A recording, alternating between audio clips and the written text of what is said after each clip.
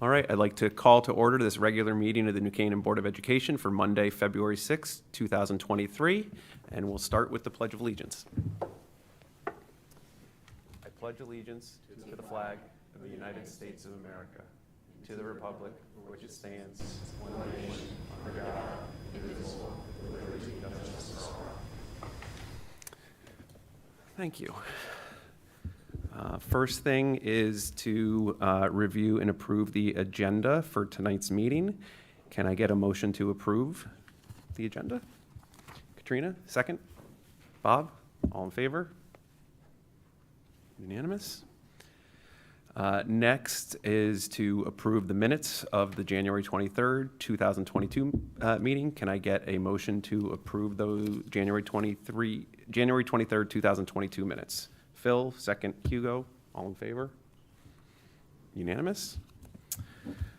Next, we'll do comments from the public. To ensure the public's right to be heard, the board has set aside time during the meeting for public comments. 2 minutes will be allowed to each speaker and a maximum of 15 minutes to each subject. And please just state your name and street if you would like to speak.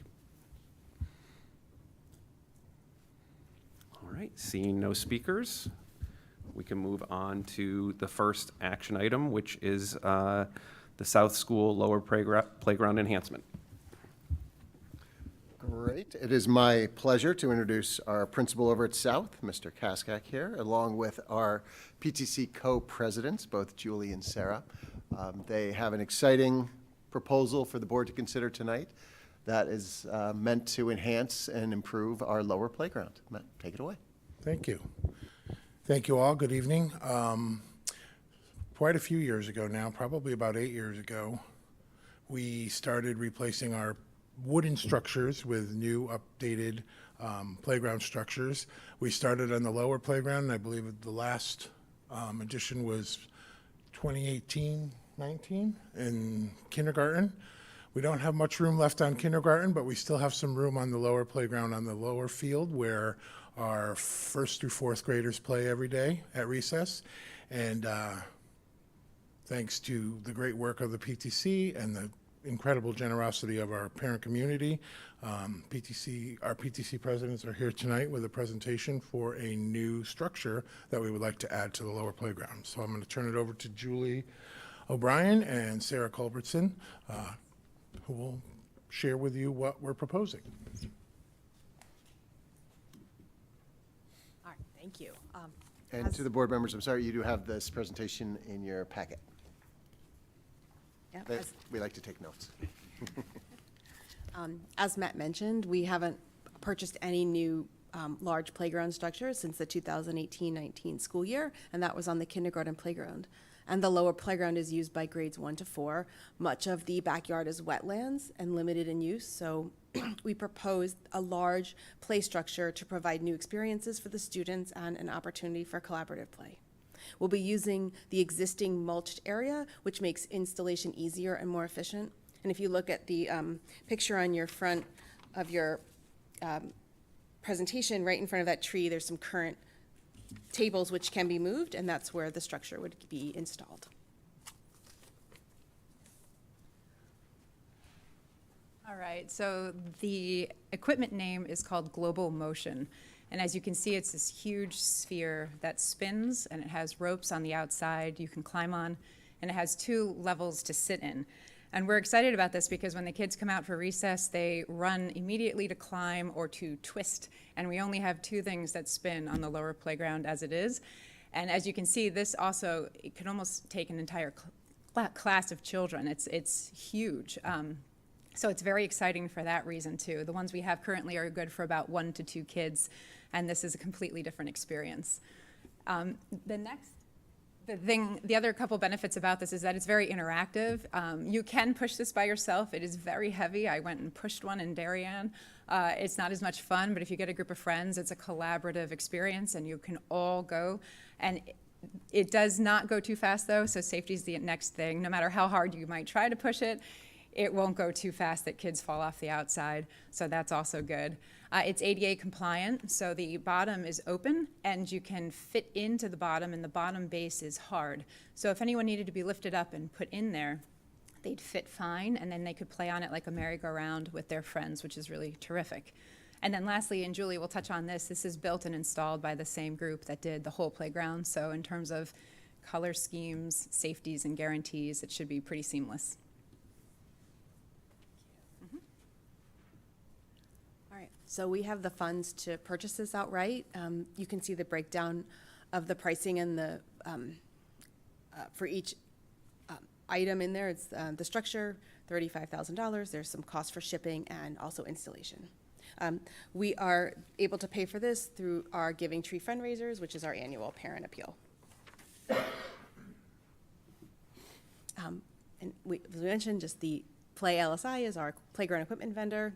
M.E. O'Brien & Sons is the installer. They're already approved NCPS vendor. And we are very happy to donate these funds for this project to enhance South School for years to come. Thank you. And just to reiterate, I want to again thank our parent community for their incredible generosity every year during our Giving Tree fundraiser, and to the PTC for being such incredible partners in making our South School community the wonderful place that it is. And we know that this new addition will be welcomed by all the children and has some health benefits too. There is one of the areas we know from our PE testing is we need to work a little on upper body strength. So this new playground structure piece will also help with upper body strength. So Mr. McDonald will be happy about that. And again, the collaborative piece I think is really important. It's not a piece that one or two kids are going to play on. It's a piece that multiple kids will play on. And we know that coming out of COVID, collaboration is something that we still need to help kids work on. So we're very excited, and if you have any questions, we'll be glad to answer. Any questions? Phil? I'm just curious how long do apparatuses like this last? What do we think this is good for, 5 years, 10 years? Oh, at least 10. At least 10, okay. Yes, I don't have the exact statistic on it, but the current playground equipment is there, 10 years, and it's totally fine. The new plastic that they use is much more weather resistant, and the materials that it's made out of than the old fashioned, like wood or stuff that we grew up with. I can just add that when I came to New Canaan in 1999, and all the schools still had wooden structures that were put in when the 3 elementary buildings were redone in the 95 to 97 years, I believe. And every year we were having to fix those at the beginning of every year. The wooden steps would wear down, the screws would be poking up. So if Dan were here, he might be able to tell you, we do have all of our playgrounds checked every year. And the cost of these structures, as far as maintaining and fixing, is so much different. I would say at least 8 to 10 years. We started the replacement 8 to 10 years ago, and all of our equipment is currently in great shape. Every now and then we lose some type of bolt or whatever, but as I said, the playground doctor comes and checks things out and they replace them. So I think probably more than 10 years, but I couldn't guarantee that. Katrina? I was just going to say thank you to all of you and to all the parents who help support it. It's, we hear how important play is for kids, especially at these ages. So it's just nice to have the PTC supporting that aspect of the student's education. So thank you on behalf of the board. One other thing I would add is we don't have such a big courtyard like the other 2 schools have. So in many ways, our play areas are extensions of the classroom as well. So, I could even see a teacher taking kids out there and sitting in this globe while they're doing a read aloud or something, just as an extra space when the weather is nice and to get the kids outside for some fresh air. So we do have a courtyard, and the PTC has enhanced that over the last many years, but it's just not the size of either west or east. So We see this as sort of, in line with what they've been doing with their courtyards over the last couple of years. I agree with Katrina. I would just like to thank the PTCs for kind of, doing a great job and raising these funds and kind of generously donated them to the kids. I think we'll get a great experience out of this. So with that, can I get a motion to accept a donation from the South School PTC of $51,350 for the South School Lower Playground Enhancement? Bob, second. Phil, all in favor? It's unanimous. Thank you very much. Thank you so very much.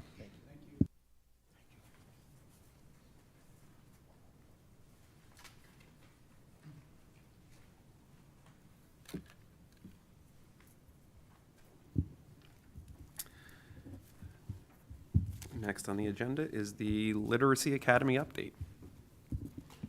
Yep, and as Bill gets himself set up over there, I'll just very briefly introduce him and his team. So Bill is here along with Bob Rousseau and Jen Travello, who will introduce themselves as we get going. But as you know, the Literacy Academy was, the implementation began this year. It is still a burgeoning initiative here in the district, but we wanted to give the board an update on progress and how things are going, especially now as we're, about at the 100th day of school, I think, right? Wasn't that celebrated this morning at all the elementary? Yes, I say the tired parents.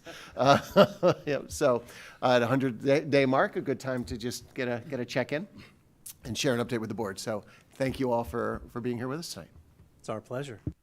I'm a little distracted about thinking of a retirement career and a playground doctor. So it's like, that's intriguing. I think I could get into that. Good evening. Thank you for the opportunity to update you on the progress we're making so far with the implementation of the Literacy Academy. As Dr. Lutzy said, I have with me definitely the two most important people that have been working with boots on the ground, and the success so far that we've enjoyed is certainly due to Jen Tavello, who you've heard me refer to her, a fellow in training, and here she is now live for you to actually put a face to the name, and Bob Rousseau, who's our pre-K to 4 special ed administrator. We're excited to update you. We're excited about what we've been able to accomplish so far, and we're really excited about the impact that we're starting to see in children. So our goal for tonight is to briefly review the purpose of the Literacy Academy, which we've gone over in the past, talk about the Literacy Academy and how it fits into a continuum of services for special education students, and then Jen is going to talk to you about the principles behind Horton Gillingham, and then kind of walk you guys through a typical OG lesson, and we have some videos that we'll share with you as well to kind of get a real feel for what happens in an OG lesson. And then Bob is going to walk us through some of the preliminary data that we've been able to gather. That's been quite exciting to look at. So he'll walk us through some of that data that we have. And then we'll talk about the plan moving forward into next school year and beyond. So you know that our goal is to provide students who are struggling the most with reading intensive, scientifically based instruction by highly qualified special ed teachers who are dedicated to the teaching of reading. That has been our goal from the beginning with this program, and we've been able to accomplish that so far with our students. Previous versions of this slide that you have that we're looking at now, I put this in previous presentations to show you the structure of the Literacy Academy across the 3 elementary schools.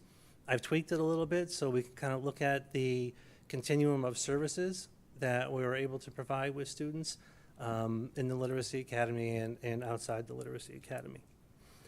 Students who receive reading instruction through special education generally start getting their instruction with a special ed teacher who is at the associate level of OG training, which are the green, well, that you get better color on that screen over there. I'm looking than the one behind you. So generally, they start as getting their instruction through an OG level of associate. And then, as we do with all students in special education, we're constantly monitoring their progress. If the special ed teacher working with a student is seeing that the student isn't making the progress that we would anticipate for that student in light of their circumstances, then a referral can be made to the Literacy Academy. In that case, the special education teacher would fill out a referral form. It would go to Bob and Jen. They would review it together. They would call a meeting together with the special ed teacher, the two of them. Maybe a school psychologist might be involved in that meeting as well, depending on the profile of the student and the needs of the student. And then they would develop a plan based on the information that is shared at that meeting. A possible outcome at that meeting may be where we don't have enough data to make a decision as to whether or not we want to move that student into the Literacy Academy for a more intensive program. We may say to the teacher, or the teacher may have to go back and collect additional data, because we always want to make our decisions based on data. We want informed decisions based on the data that we have available to us. So Jen might work with the teacher to gather that data, and make sure that we have the right data, come back together as a team, and then, analyze that data and make a decision. Might be one path. Another path may be that Jen goes out and does a consultation, an observation with the special ed teacher. She might even work with the student to get a feel for how the student is responding to the instruction. From her many years of experience and training, and really get a better understanding of the student and how he or she may be responding to the intervention. There may be recommendations that come out of that, and then Jen would make those recommendations to the special ed teacher. The special ed teacher may implement those over the course of the next 3 or 4 weeks or so, or a given time period, then come back together again and relook at the data. Is the suggestions and the recommendations that were made, are they improving the student's performance? Are they making progress at a faster pace than they were previously? If they are, then great. They would probably stay with their teacher who's working with them now. The other option that may come out of this team meeting when a referral is made is that it's determined at that meeting that, yes, this student, based on all the data we have and the information we have, they're not making the progress we would expect for them to see. We want to move them into the Literacy Academy. And then they would be, we'd work on a transition to have the student join the Literacy Academy and work with the teacher at their respective school in the Literacy Academy. The other way a student can enter into the Literacy Academy is through the evaluation process. So if a student gets evaluated and the test results come back and there's a significant gap between what we would expect to see for a student of that age and what we're seeing on the test results, so there's a large enough gap, we may say, look, this is a significant gap for a student. We want to get intensive instruction in place now because the gap is so significant. So they might go directly into the Literacy Academy based on the evaluation results that a student may have. It's also important to note, you'll see that the arrows go up and down, in and out of the Literacy Academy. Some students may exit the Literacy Academy. They've gone into the Literacy Academy. They may be there for a school year. They may be there for 6 months, 8 months. It depends on the individual student. Some students may end up being there for 3 years because I believe, and correct me if I'm wrong, Jen, that if a student starts at the beginning of the OG curriculum, it takes a full 3 years to get through the curriculum as is designed. So some students who are severely dyslexic may end up in the Literacy Academy for a full 3 years. Others may, again, need 6 months, 8 months, a year, whatever it might be. In fact, there was already a PPT at one of the elementary schools where the student is making such great progress. They're going to continue for the remainder of this year, but they're going to transition out of the Literacy Academy for the next school year, which is awesome. It's always, when we're looking to provide services for students, one of the things that we're always conscious of is the least restrictive environment. And the more service, the more intense the service that we're providing for students, the less time they're spending in general education. So if they've closed the gap in the Literacy Academy, they're making great progress, we want to try and bring them down to a different level of service that still meets their needs and still make sure that they're maintaining progress, but in the least restrictive environment possible. In that transition, it's a transition that would be made as a team, a decision made as a team, including the parents. It would be, through the PPT process, but because we would be changing the amount of service, so it would be done through the PPT process. And also there would be consultation and work between the literacy academy teacher and the special ed teacher who is taking over the reading instruction. So it's a smooth transition, and that we ensure that the student continues to make the appropriate amount of progress. One other thing I just wanted to mention about this, how I tweaked this diagram a little bit, I put the arrows from the OG fellow down to the associate level teachers, because I want to make sure that it's clear to you that, while Jen is working with those teachers in the Literacy Academy, she is also consulting and working with all special ed teachers who are trained in OG. Elementary level, we have teachers at Saks, we have teachers at the high school who are all OG trained. And in addition to those teachers, we have reading specialists throughout the district who are also OG trained. So she'll be working with all those teachers at the different levels. Sure, you want to ask the question? Yeah, about the slide, sorry. Yeah. It's probably me, but these blue boxes, is that the Literacy Yes, it Academy? is. Okay. Yes. And the green is what, special ed teachers in each school? And Yeah, and not- the Literacy Academy person's in each school as well? Yes, there's one Literacy Academy person in each school. Yes. Got it. And then just before you leave, Yep. sounds like there was two A's, a referral and an eval process? Yes. What determines, they sound very similar, so like, Well, it would be, the referral would be a student who's in special education getting that instruction, okay, right? And they're not making the progress that we would like to see. okay. In special ed, right? And we try to tweak the program if we can, but if they're not improving in terms of rate of progress, we would refer to a Literacy Academy. Got it. The evaluation may be a student brand new to special ed, not even in special ed, right? So Got it. initial evaluation, and the results come back, and we're like, oh, there's a significant gap here, let's get in and Perfect. get the work done. Thank you. Make sense? Yep, And I apologize for the slides, it's, No, I just guess wasn't it's my clear to me. limitations I wanted to clarify before you went Yeah. on, and then. Yep. All good, perfect. I will turn it over to Jen Tavello, who will walk us through some of the principles behind OG and a lesson. Thank you. Hi, everyone. I'm happy to be here. I've been working, studying Orton Gillingham for the last 7 years. So this is really, really passionate for me. I'm really excited about it. And in July, I'll be able to apply to be a fellow. There's less than 90 fellows in the country. So it's been a long 7 years, a lot of work, but it's totally worth it. Just looking at my students that are making progress and also working with the teachers and seeing them make progress and learn more about reading and get excited about teaching the students in their classroom too is really exciting. So every Orton Gillingham lesson incorporates one of these 9 principles. And what's really cool about that is what sets Orton Gillingham apart from another program or a method is we're not opening a textbook and reading a lesson plan or going to a certain unit. Everything is individualized to the students that are sitting in front of us. So we're performing assessments on these students, and then we're individualizing a lesson every single day to make sure that we're meeting their exact needs.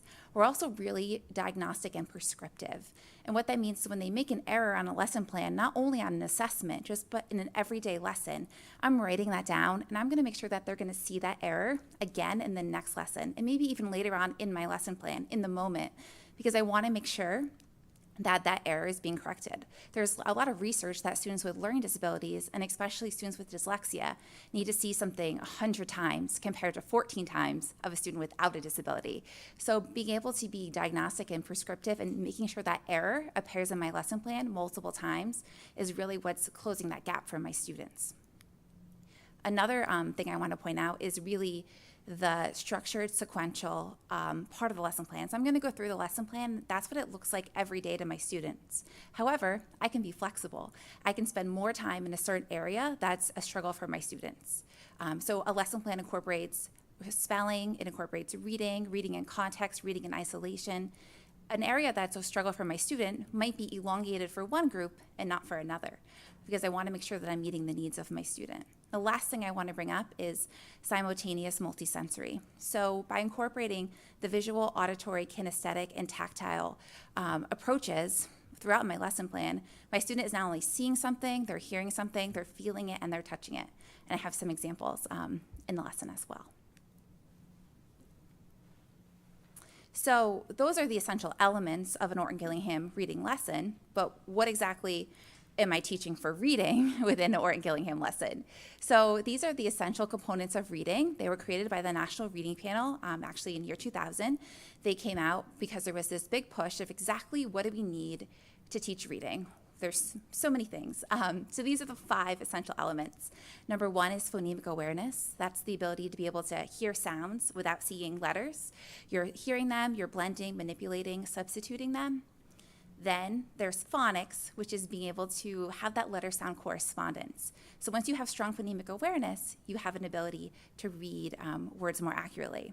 And once you're more accurate and automatic, you become more fluent, which impacts the student's comprehension. So as you read more fluently, you're able to understand more. And then, of course, vocabulary. If you're not understanding the meaning of the words that you're reading, you're going to have a struggle with comprehension. So it builds upon itself, and these 5 elements are included in every Orton Gillingham lesson with the principals. So this is what a typical Orton Gillingham lesson would look like. We start with phonemic awareness. There's over 75 peer-reviewed studies out there that phonemic awareness paired with encoding and decoding supports students' abilities to read, to close that gap quicker. So, and for the purposes, there's 3 videos I'm going to show. And for the purposes of tonight, we see students in the Literacy Academy in groups of 1 to 4, because that's the research around the Orton Gillingham approach. But we picked smaller groups to show you today, just for clarity's sake of what a lesson would look like. So, do you want to click on the? I will. All right. So here's a teacher teaching a group of 2. This is the phonemic awareness section.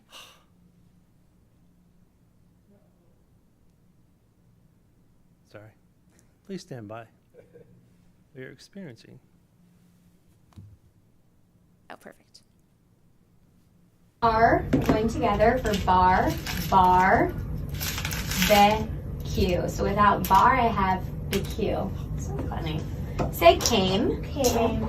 Now, instead of k, say g. Game. Game. Say war. War. Say war, but don't say w. Or. Were you thinking about that one? Yeah. That's fine, Jack. If you know it, you could put your hand on your head. Say kneel. Kneel. Kneel. Now say kneel instead of n, say w. Wheel. Kneel. Say cool Cool. instead of k, say p. Pool. Cool. Were you gonna say that too? Say yam. Yam. Say yam, but don't say y. Yam. I heard you self-correct on that second time. Say tax. Tax. Now say tax, but instead of t, say w. Wax. Wax. So really what we're doing there is we're not showing students letters, but we're asking them to listen to those sounds in their head and substitute them and manipulate them, which is going to help them later on when they're seeing the letters in print and they have to spell them and read them. The next part of our lesson is review of recently taught concepts. So the lesson plan is very cumulative. So we don't just teach things one day and then never bring them up again. So we're constantly bringing up concepts where students either made errors or things were previously taught and bringing them up again. Then also thinking about the simultaneous multisensory, we're incorporating all of the pathways to teach reading. So for the visual drill, what the teacher does is shows the students letters or letters, all the phonemes, so letters combinations that make a sound on a card, and quickly through, the student will say all the sounds that those letters make. That's the visual drill. For the auditory drill, it's the opposite. So instead of showing the card, the teacher says the sound. So I might say, tell me all the ways you know how to spell A, and the student will write on their paper, A, all the ways they know. And as they write the combinations, they're saying the sound. So that's that simultaneous multisensory. So they're saying the sound, they're seeing it, and they're writing it. The blending drill is their opportunity to read words in multisyllabic words as they get older, or more complex skills where they're dividing words up into syllables. And then for our lesson, when we teach something new, we're explicit and direct. And each part of our lesson plan is about 5 minutes long. I've cut these clips a little bit. So this is the beginning part of me teaching something new to one of my students.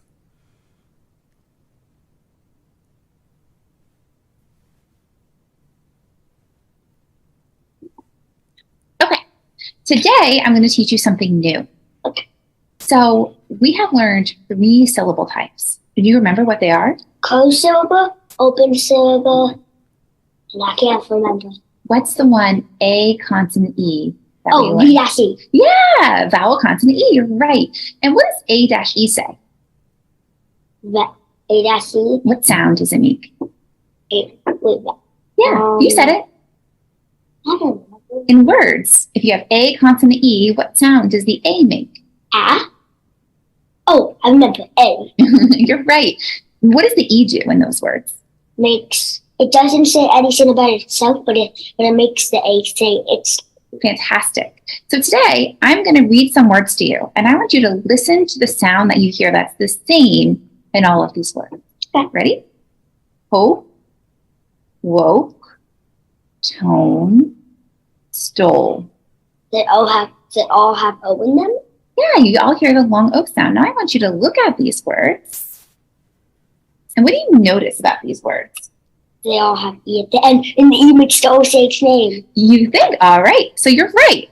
So this is another silent E syllable type. It's O consonant E. And you're And he's right. The E makes the O say its name. So he discovered that, but I led him to that systematically and directly, and then I'm explicitly telling him. So I'm not leaving opportunities for him to guess, but I'm also providing him with opportunities to use his senses, to listen to the words, to see the words, and then he's going to go ahead and use his kinesthetic and his tactile skills by drawing those out 9 times as I walk him through reading those words and spelling some words as well. Then we have spelling, handwriting, and then also there's some words, there's not that many, but there's some words that don't follow the rules of phonics. So those are non-phonetic words, or red words as we call them in our lesson. And our students are gonna walk through these the same way. This is one of my students. She's going to feel it on her arm, which is kinesthetic, feel it in this like messy snow that she likes, which is tactile, and then write it on the whiteboard. And as you notice, as she writes and as she does it on her arm, she's spelling it out loud. So that's that simultaneous multisensory.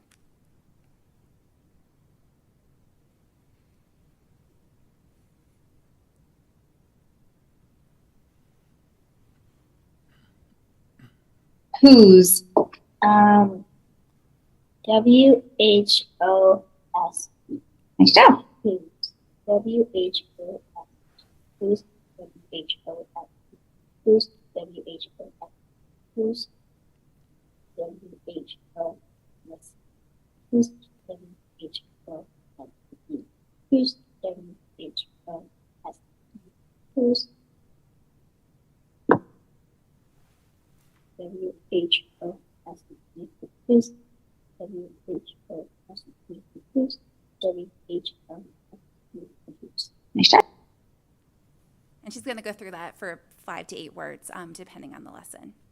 And then our lesson ends with reading of connected text. So that's it's like a decodable text or a controlled text. And what that is we're taking isolated skills throughout our lesson as they're reading words in isolation, phrases and sentences, and then they're reading a story. We can incorporate vocabulary as well as comprehension questions during that portion of the lesson.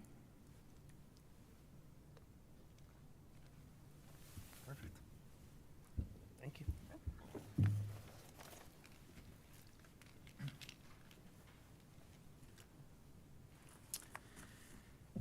Thank you so much for allowing us to talk to you about our Literacy Academy. I'm sure you can tell how excited we are. We think it's going to be great for the students in New Canaan.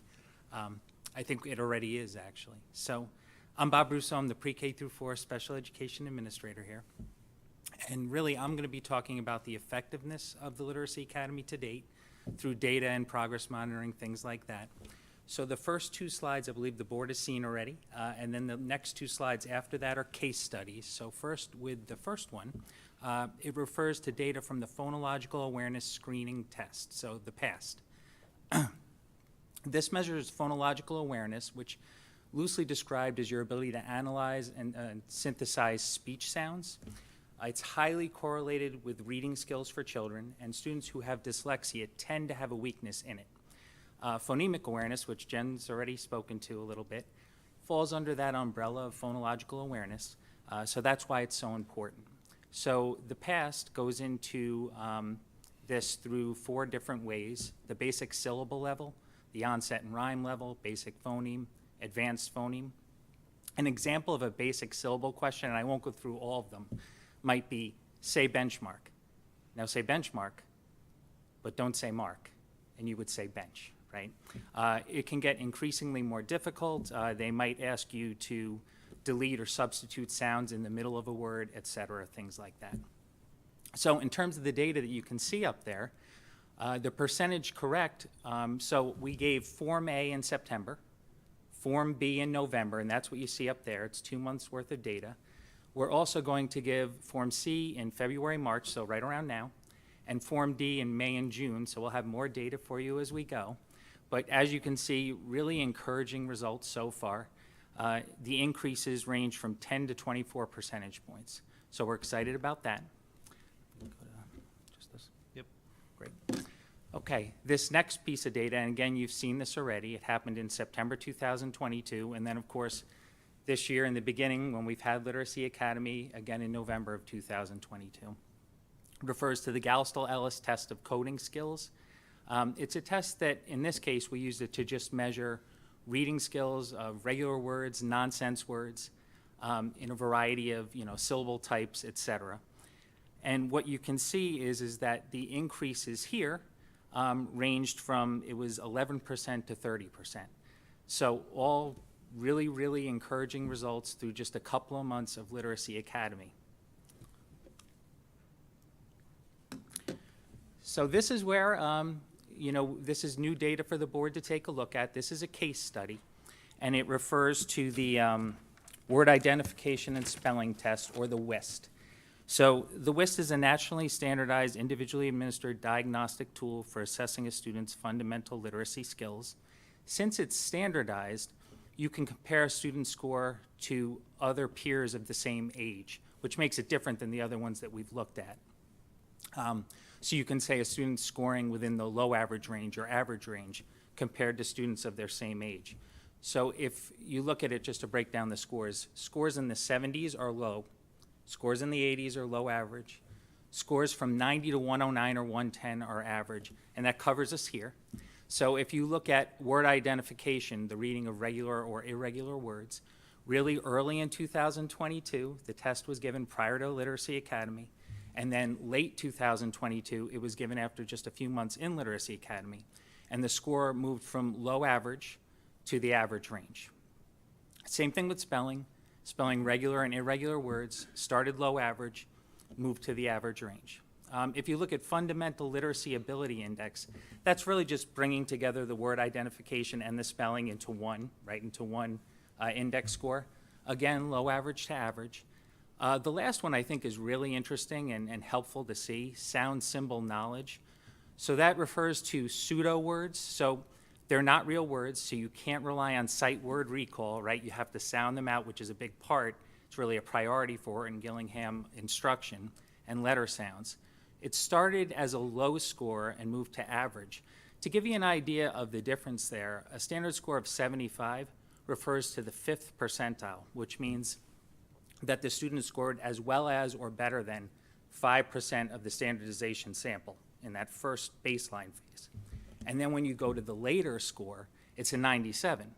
So that's the 42nd percentile to show you the difference. So they scored as well as or better than 42% of the standardization sample. So really big increase. Very excited about that. And last, in terms of another case study, so this student began receiving services in grade 1, just so you understand how we broke it down. We took data in grade 2 to show you. Then another 2-year period kind of went by, and in grade 4, they were receiving Literacy Academy-like instruction. So this refers to the DIBELS, which is the Dynamic Indicators of Basic Early Literacy Skills. Had to read that one out. So it's one that, we use the DIBELS a lot for progress monitoring and screening. It's actually a state-approved screener for reading, and we use it for special education students, regular education students. We talk about it at PPTs, et cetera. So we looked at the DIBELS here in terms of oral reading rate, which is reading speed, in other words, correct words per minute in a passage, and then basic comprehension on a maze task, which is referred to as a closed task for comprehension.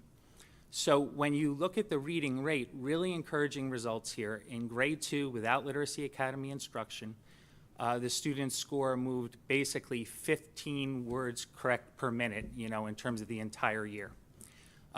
In grade 4, it increased by 50 words per minute in only half a year. So really, really strong progress.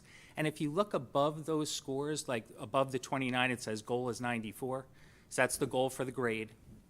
And then if you look above the 84, goal is 121, middle of the year in 4th grade. So not only is the score moving at a more rapid rate, but you can see that they're closing the gap. 84 is closer to 121 than 29 is to 94, right? And so then in reading comprehension or maze, you can see also same basic principle, moved up 3.5 correct responses in grade 2, but moved up another 7 in grade 4.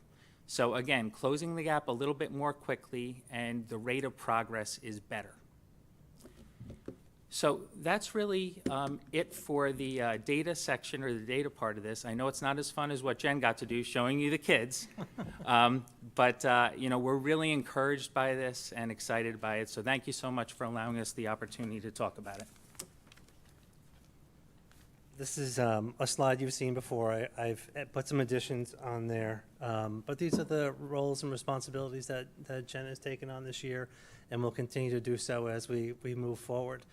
Her services are in high demand. She's doing 2 presentations on February 17th, which is our PL day, before February break. She's been asked to do a presentation to elementary special ed teachers on how to write effective reading goals for IEPs, and then also on data collection. Because as I said earlier, data collection is extremely important, and we want to make all our decisions based on sound data. So having, strong goals that depend on data collection to monitor progress is very important to a student's success. And then she's also doing a presentation with Kathy Grimes, the K4 reading coordinator, to K1 general ed teachers on decodable texts. And I'll also say that Jen is presenting to the Orton-Gillingham National Conference on decodable text, how to write your own decodable texts, in Boston at the end of March, right? March, yep. And I'll be there, so we're excited about that. So going to be taking this tour on the road soon. And then, no. We always come back to home base though, Brian. Phase-in plan. So here we are in 2022-23 school year, where we have 2 special education teachers, Jen Tavello and Jane Munson. That gives us 0.5 at each of the elementary schools, and then 0.5 of Jen's time is the instructional leader working with the teachers and coaching and so forth. And then in the budget that was adopted by the board and will be going before the town bodies, actually tomorrow night we'll start our process. There's a 3rd special education teacher added into the budget for the 23-24 school year. And as it looks now, it'll be a 1.0 FTE at East to work directly with students, and the same at West. And then South, where Jen has been based since she's joined the district, it'll be 0.5 direct instruction with students, and Jen will still have that 0.5 instructional leader role. Those FTEs, we may play with those in terms of how they're divided. Jen's time might be 0.6 to 0.4. By school, we might play. It depends on numbers and so forth as we get into the next school year. And then long-term for the 24-25, when I originally laid this out, there'd be a 4th teacher for the program that would give us 1.0 at each of the elementary schools, and Jen would take on a full-time role of instructional leader, working with the literacy academy teachers, all the special ed teachers throughout the district, training new staff, working with the reading specialists and so forth. So that's the phase-in plan. And that's all we have for you. We're happy to take any questions that you might have about the program, where we are and where we're headed. Any questions? Hugo and I are Erica? voting. So congratulations on these initial results. It looks very promising. I had a question about how it connects to general education and on multiple dimensions. So for a student who is receiving Orton Gillingham in their special education, but then also sometimes sitting in the classroom for the general education, what's their experience of seeing maybe two similar but in some ways slightly different paradigms? And then also, how did these tools connect to the tools we use in general education? So, foundations and other sorts of tools. And then what this might mean also for general education. So I'm looking for all those different, like, individual student level, but then also sort of the systematic level. Yeah, no, that's a great question. So when we pull a student for Literacy Academy, what Bill had mentioned earlier is we try to consider, when can we take them that's like least disruptive to their day. So a lot of times we do pull them from that foundations block, which is the general education phonics program, because they're getting their phonics through Orton Gillingham, and foundations is an Orton Gillingham based approach. So a lot of times when they start Orton Gillingham, they have some components from foundations that they've learned that they're able to carry over. However, foundations is the general education program, and really the difference is it goes so quickly through the pacing that when we take our data collection for our students that are most struggling, we have to back ourselves up a lot of times and start where they have that gap and start closing that gap from where they are. So a lot of times they're missing that foundations instruction for Orton Gillingham. And I think that's really a good model because I think even though it doesn't, they go together, but sometimes the foundations is more complex than what the student is working on for Orton Gillingham, and they're struggling, and that's why they're in special education and in the Literacy Academy. In terms of what benchmarks we use, the general education and special education use DIBELS, so that's something that's helpful.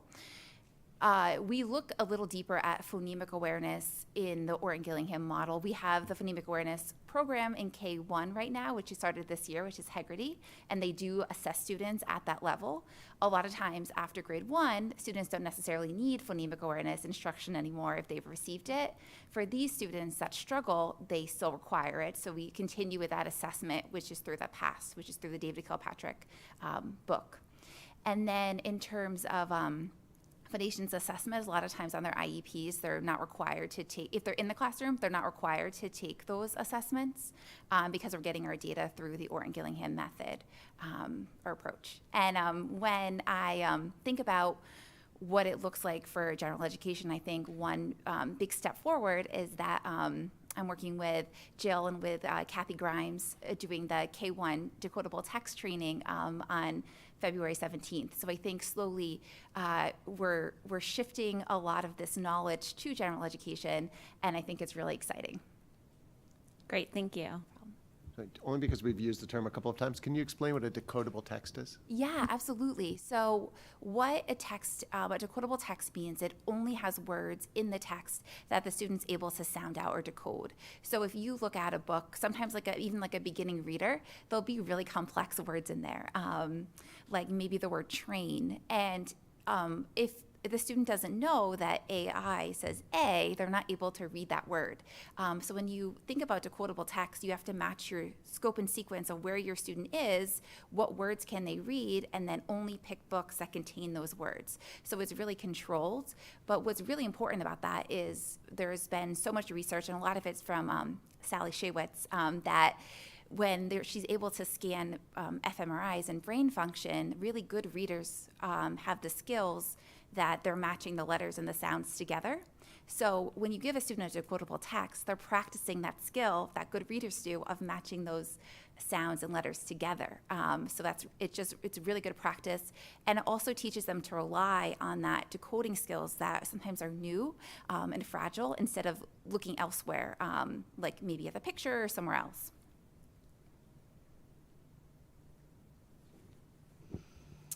Thank you. This is a really enlightening presentation.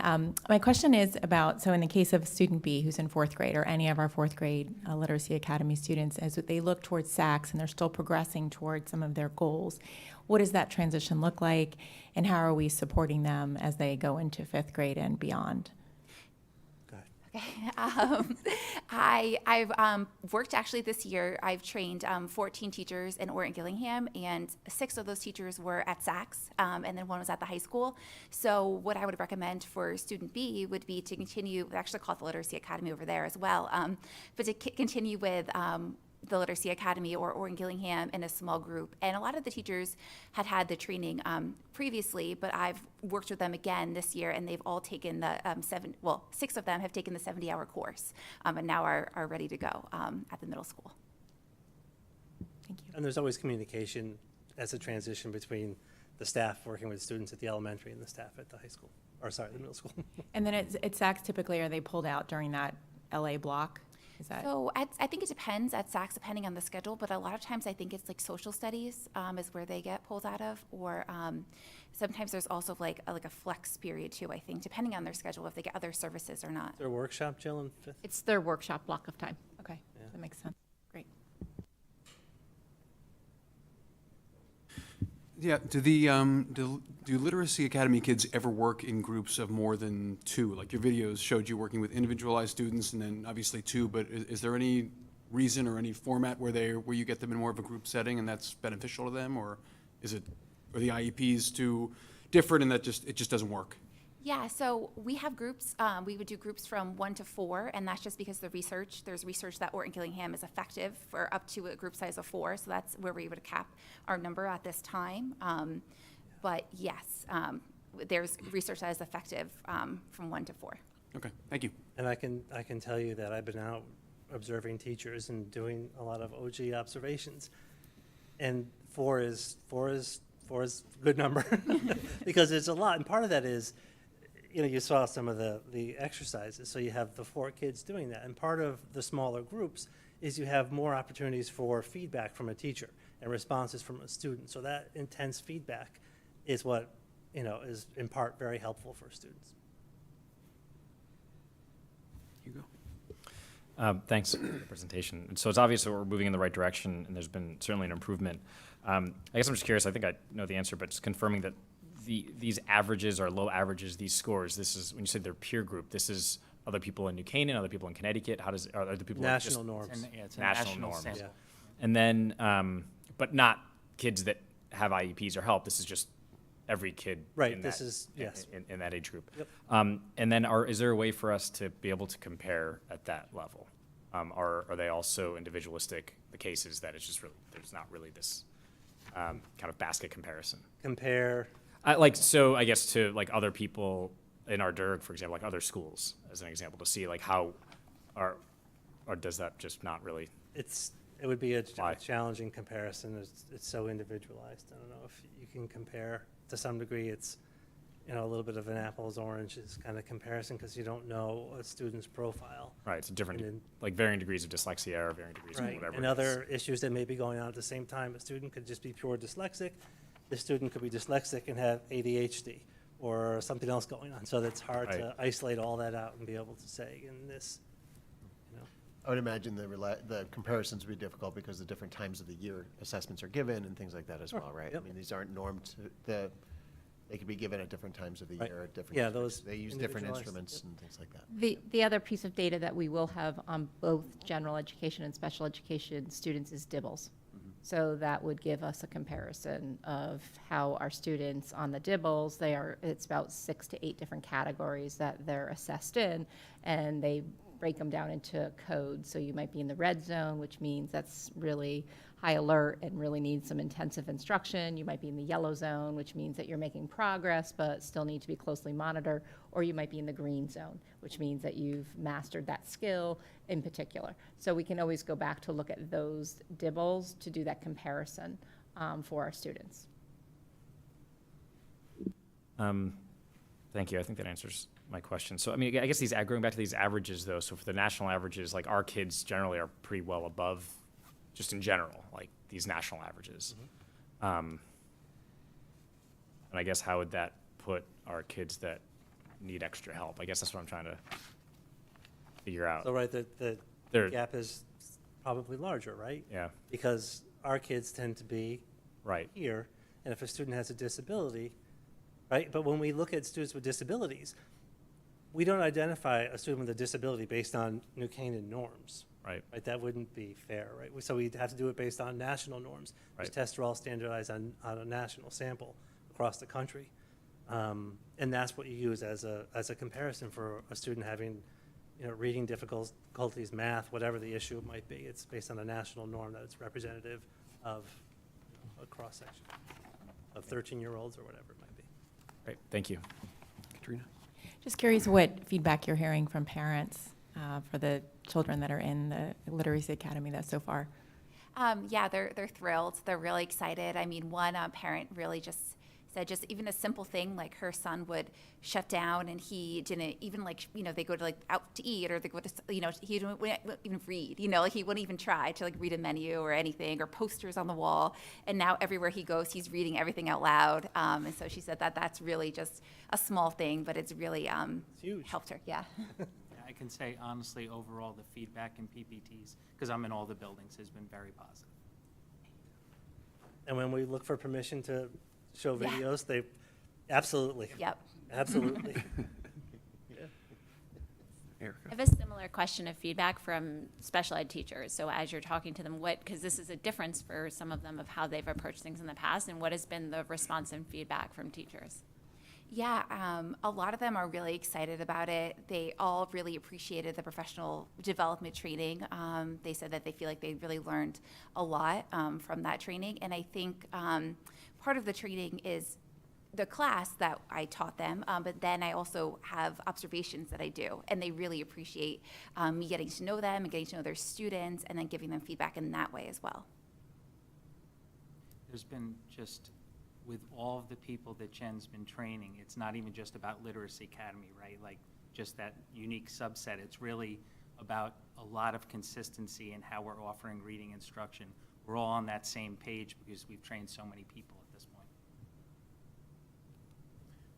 So if I can ask this, I'm just curious to know, the transferability, so we talk about group of 4 being that's the maximum, and you're probably best off at 2, 3, depending upon what is you're working at. The transferability into the general education instructional classroom.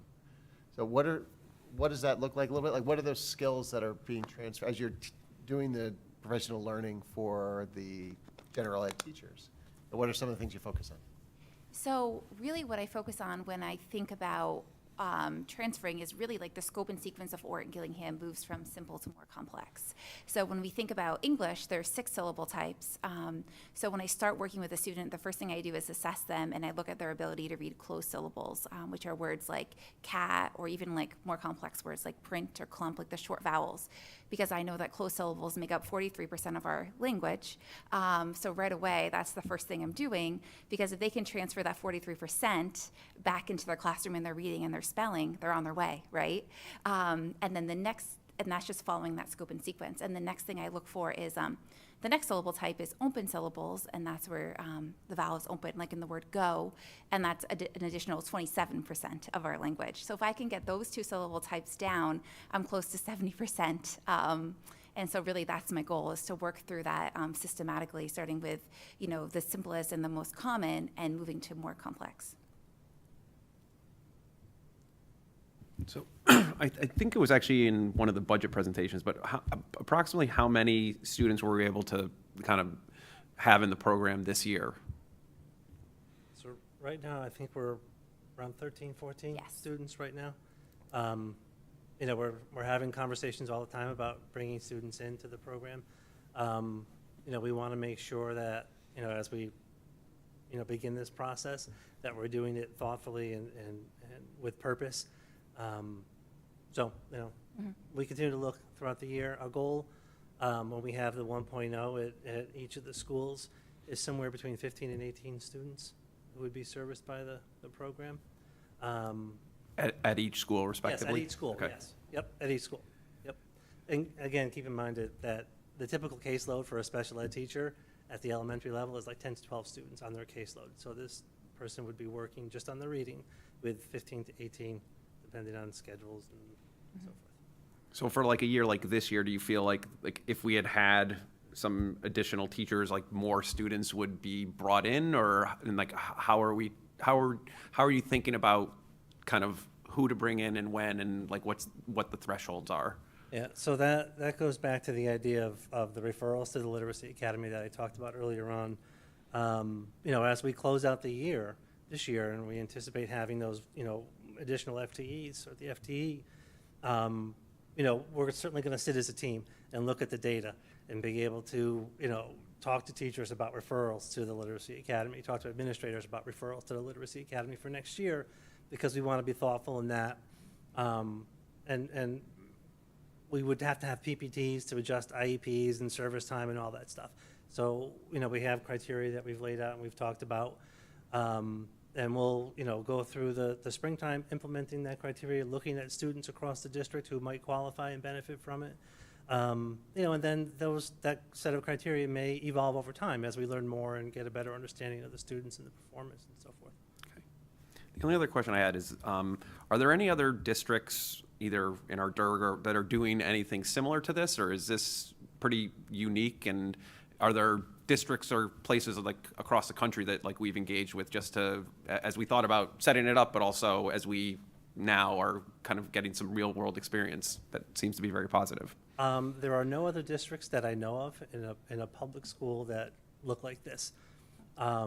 There are a handful of schools throughout the country that are private schools that are Orton-Gillingham certified schools. Probably fewer than 20. Yeah, there's somewhere yeah. like that. What we're doing is very unique to us. Again, it's good fortune to have somebody who's so well versed in it. I forgot the second part of your question. Sorry, Dan. I think you answered it, so. Okay. I can answer another one if you want. Anyone have any questions? All right, well, thank you very much. You're welcome.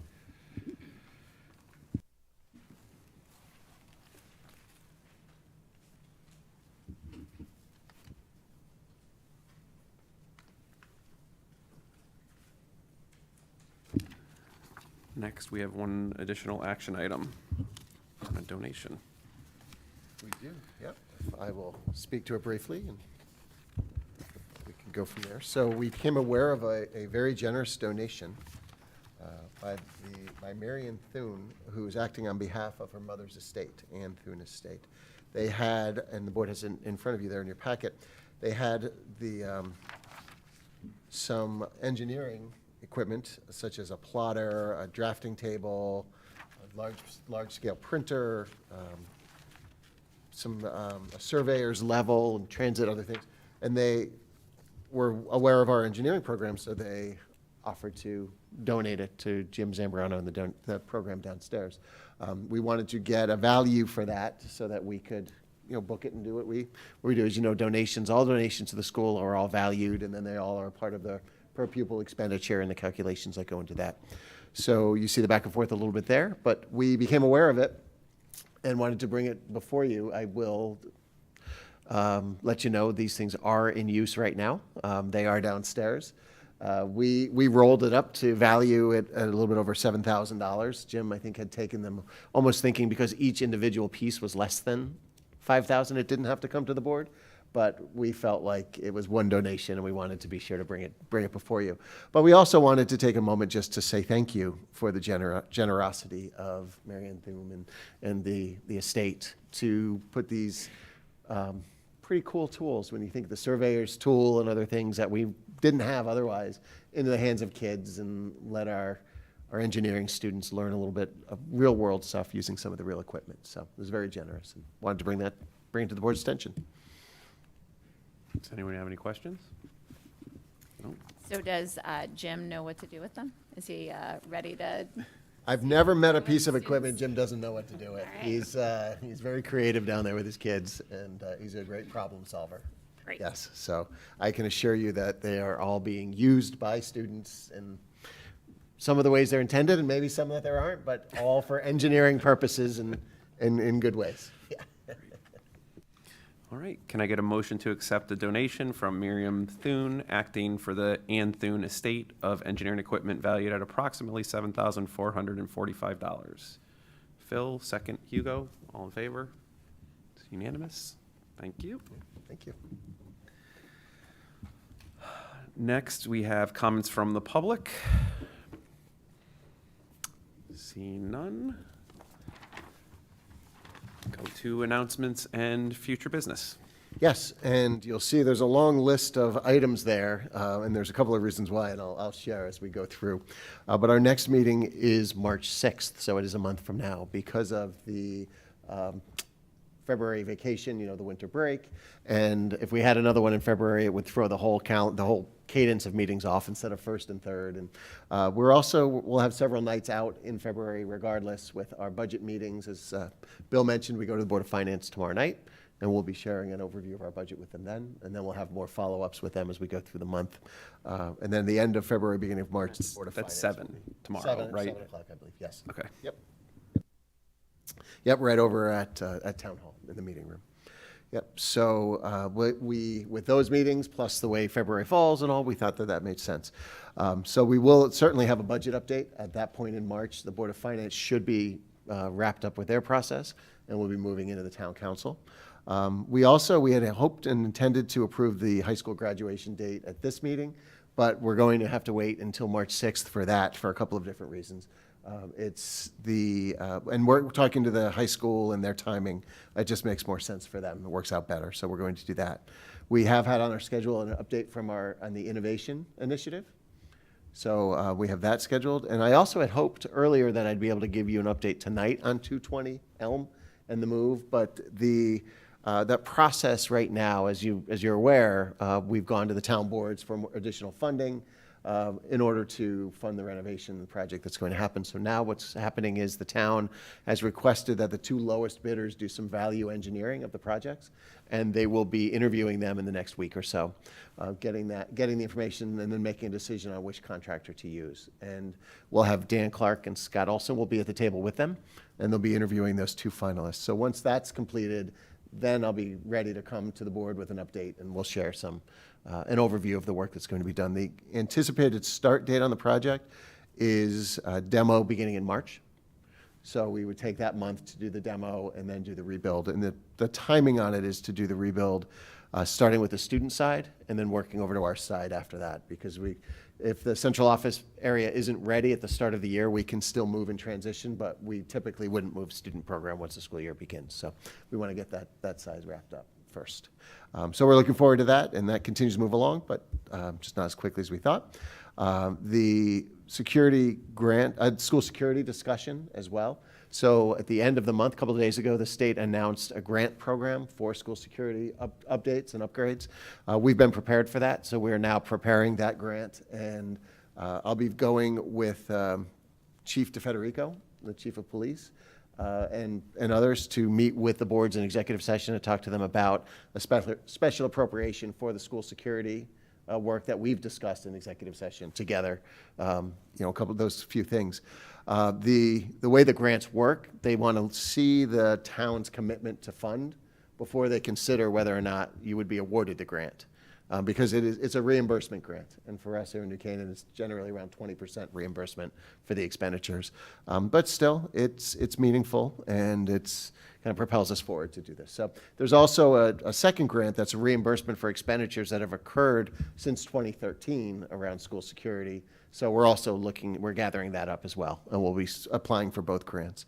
And I've met with Greg Riley at the town, who's the town's grant writer, to talk to him about this and other grants, and he's going to be working with us and our editor, our critical thinker, critical writer, whatever it is, as we piece all of this together. But that grant putting that grant together is already underway. And then we also will be having a Portrait of the Graduate update. Because as we move forward into March, we had another meeting with the team over at Patel, who's going to be facilitating the work.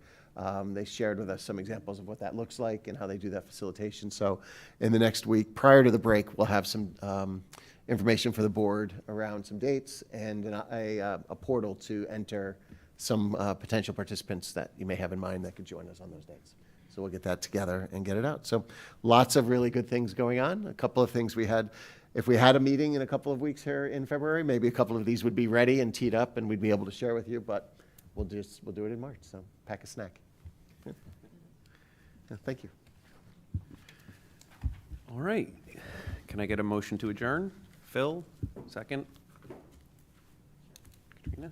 All right. All in favor? Aye.